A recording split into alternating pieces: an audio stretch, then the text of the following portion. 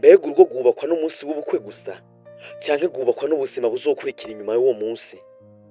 Amajambo ya Alvera Muhimbare yarakoze ku mitima ya benshi, aho yavuze ati yaba bishoboka mariage yanje yojemwo abantu batarenga 200 gusa.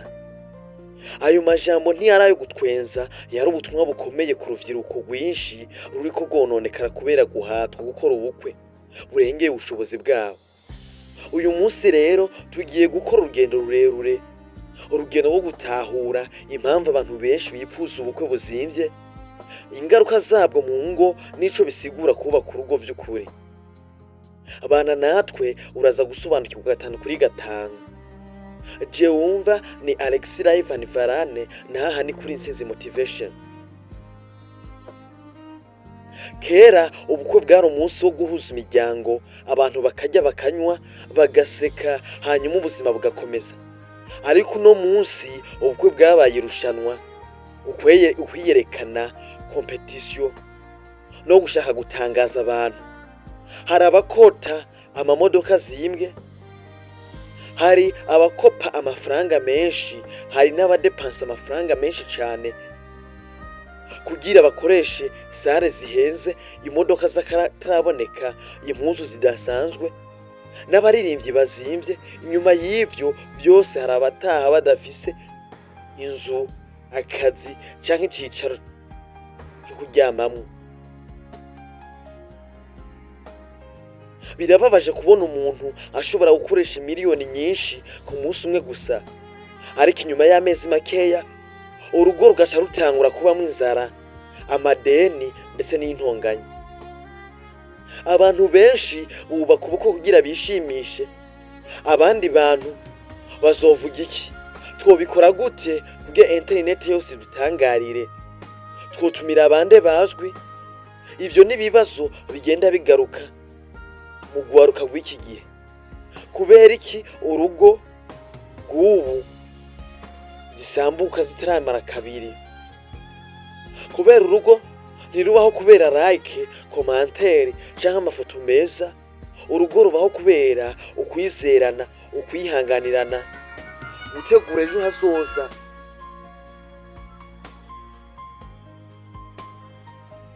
Hari abantu benshi bakoze ubukwe bw'abantu 1000 canke barenga, uno munsi bariko baricuza. Hari n'abakoze ubukwe buto cyane ariko bamaze imyaka irenga 200 bakundanye kandi babanye neza. Ivyo bisigura ko amahoro yo mu rugo aruta cyane urusaku rwo ku munsi umwe w'ubukwe.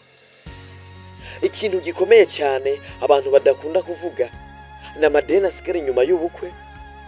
Hari abamara imyaka myinshi bishura amadeni y'ivyo kurya, amadeni y'impuzu, amadeni y'amafoto canke amafaranga bakuvye kugira batere impress. Mbega birafise akamaro ko gukora fete y'amasaha 3 hanyuma imyaka 3 yose mukayimara muri stress? Amajambo ya Alvera Muhimbare yakoze ku bantu benshi kubera yavuze ukuri abantu benshi batinya kuvuga.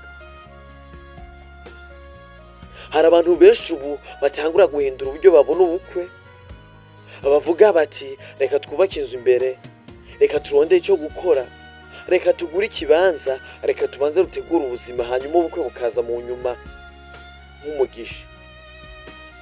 Imbuga ngurukana bumenyi zatumye abantu benshi bifuza ubuzima butari bwo. Iyo umuntu abonye ubukwe bw'akataraboneka, amafoto meza, video zihenze, aca yumva ko nawe ategerezwa kubikora gutyo nyene. Ntukubaka ubuzima bwawe ushaka gusa kunezereza abantu. Kubaka urugo si competition, ni responsibility. Ubukwe n'umunsi umwe, ariko urugo ni urugendo rurerure rw'ubuzima bwose. Ntukemere ko pressure y'abantu igutwaraho ubushobozi bwawe butagera, kuko gukora ubukwe bunini cyo kimenyetso cy'urukundo, kandi ubukwe buto si kimenyetso cy'ubukene. Igikuru n'amahoro, urukundo, kubaka ejo hazoza heza. Amajambo ya Alvera Muhimbare yasize isomo rikomeye. Ntumara imyaka urondera amafaranga y'ivyo wariye mu munsi umwe, canke mu masaha 3 gusa. Mbega wowe ubibona gute? Wokora ubukwe bunini canke wokubaka ubuzima bubanza?